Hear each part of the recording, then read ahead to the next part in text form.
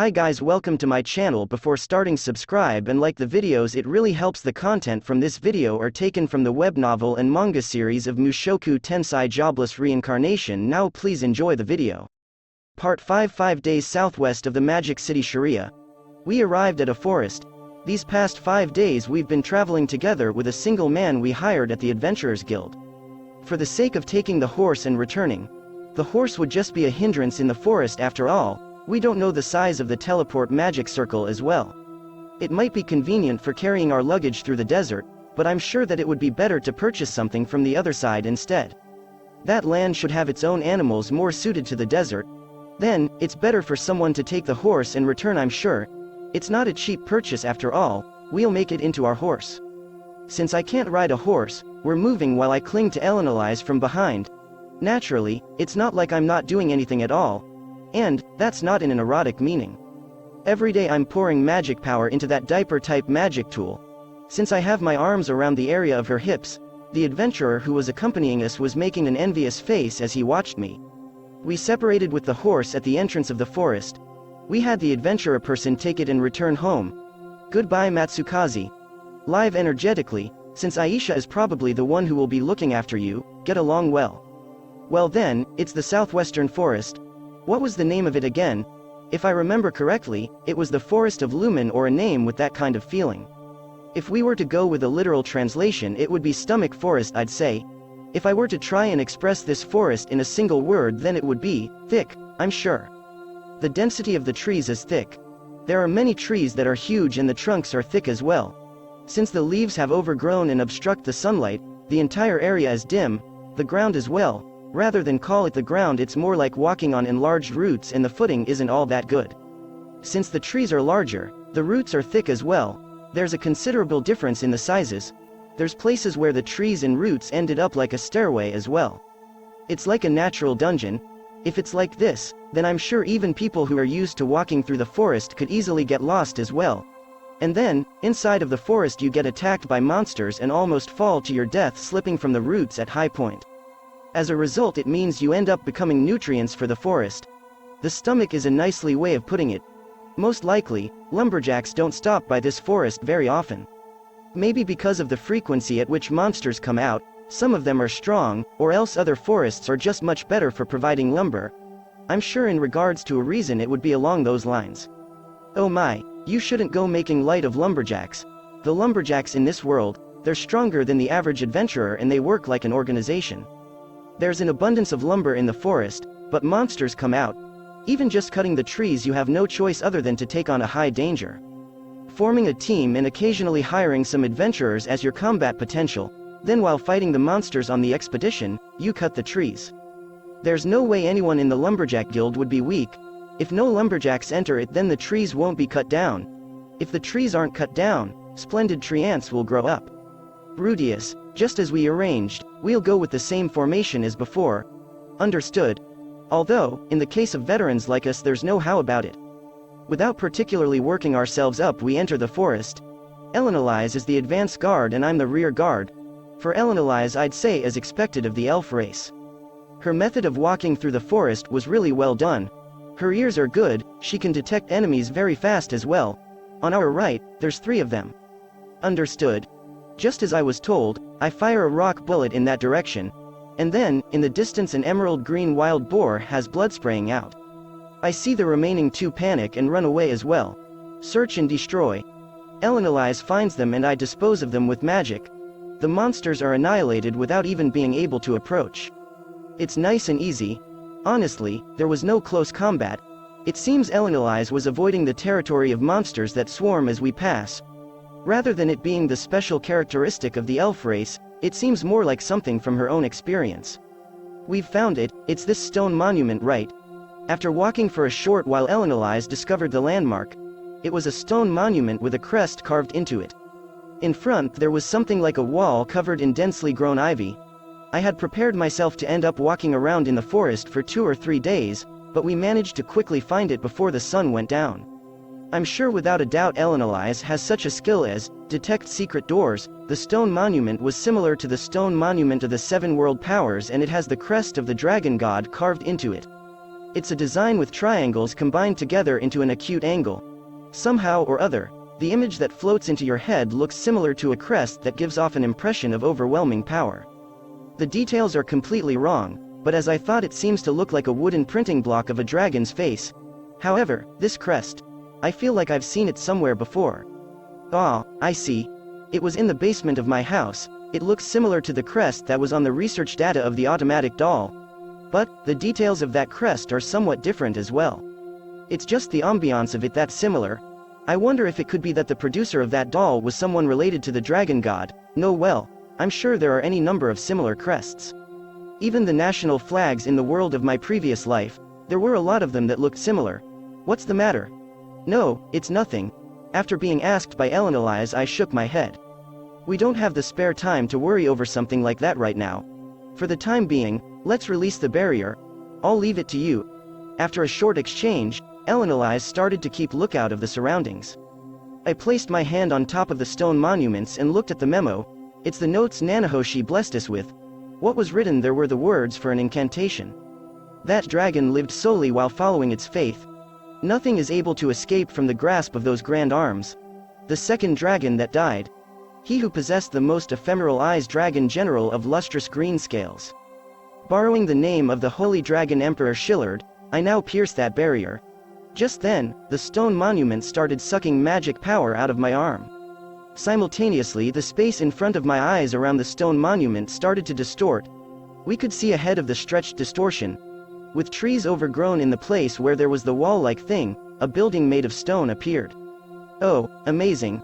I've never seen magic like this before. Seeing that spectacle, the two of us just let out voices of wonder. However, I have a recollection of this sensation of magic power being sucked out. It's the same sensation as the time when you make use of a magic tool. Most likely, this stone monument itself is a variety of magic tool. I wonder if the 7 World Powers stone monument is a magic tool as well. If you were to split it open, you might find a magic circle inserted inside it. However, this incantation, I can't shake the feeling that it's an original of the dragon god. Holy Dragon Emperor Shillard, or something like that comes out after all. This is, that right? One of those guys that comes out in the legends, the 5 dragon generals, right? This incantation, since it has no magic name, most likely you can't figure out what it is from just the middle of it, but if I could understand it through the end, it may or may not be able to achieve the same effect as this stone monument. For example, canceling out all barriers. I'm troubled since it seems possible. Let's get going. Sure. If I could, I'd like to extract this stone monument and take it home with me. But if Orsted were to find out about it, he might come to kill me. I'll stop there. Nevertheless, they certainly do give off the feeling of ruins. Occasionally, the entrances of labyrinths are this sort of feeling. What appeared was just a single floor made of stone. The walls had ivy crawling all along them, several places were worn down and crumbling. Rudeus, it's your first time in a labyrinth, right? Yeah. Be careful not to step outside of my footsteps. Understood, or rather, this place isn't a labyrinth, is it? It's just in case. Traps are scary after all. However, I'm sure Elinalise isn't particularly a master or anything. I wonder if it's alright. Even if we get caught in a trap, I wonder if we would be able to stand it. For the time being, I'll keep my demon eye open. If anything happens, I should be able to deal with it on the spot. Then, let's go. If anything happens, cover me. Understood. Together with Elinalise, we walked into the ruins. Inside was made of stone as well, and from in there ivy and roots were coming out. It's exactly the feeling of ruins deep in a forest. Even though I say that, it doesn't seem to be all that large of a building. There were only 4 rooms. We decided to take a look at them in order. There was nothing in the 2 rooms near the entrance. They were just a space of about 4.5 tatami mats filled with clatter. In the 3rd room there was something like a closet. After opening it to look inside, winter clothes for a man were placed inside for storage. There are traces of it being used. I wonder if someone would get changed here. Someone, though I can't think of anyone other than Orsted. According to the story, on the other side of the teleport it's a desert. I guess in the winter around here it ends up a snowfallen area. You can't get your hands on winter clothes in the desert. Therefore, that would be why they were left here beforehand. Humu, if there was this sort of room, then it might have been fine to bring even more luggage. Well, it's too late now. What's the matter? Staring at those clothes, is there something that's bothering you? No, If we were to leave behind some luggage here, I was just thinking we could have made use of something. Here, then it would be like throwing things away as you go. Well, as expected you wouldn't be able to leave behind food goods or that type of thing in storage. Even if there's a barrier, it seems like bugs or such things could get in after all. Let's go. Yes, there were stairs in the final room, stairs going underground. Oh my, how suspicious. Elinalise was carefully investigating the surroundings of the stairway. It was a movement kind of like clearing in an FPS. It seems there are many cases of traps in the vicinity of stairways. It's alright. However, it seems she wasn't able to find anything. In the first place, if there was a trap set, then I'm sure there would be more placed in other locations. For example, the entrance of the ruins. We're going to descend. Follow me. Understood. Elinalise was carefully proceeding down. I was following behind in Elinalise's footprints as well. I would look at the same place as her footsteps and step on the same spot. Even though we're going underground, our surroundings are mysteriously bright. The reason for that became clear at the time when we descended into the underground. It's there, isn't it? Ahead of where we descended from the stairs there was a large magic circle. The size would be about 4.5 tatami mats, I guess. It's about the same size as the one I saw in the cellar of the Chiron Royal Palace. That was releasing a bluish-white light. This is a teleport magic circle? Most likely, I'd say it is. For the time being, I took the book out of my luggage and looked at it while making a comparison. It had a resemblance to the type of magic circles which are capable of two-way teleportation. The details are different, but there's no mistake on the characteristics.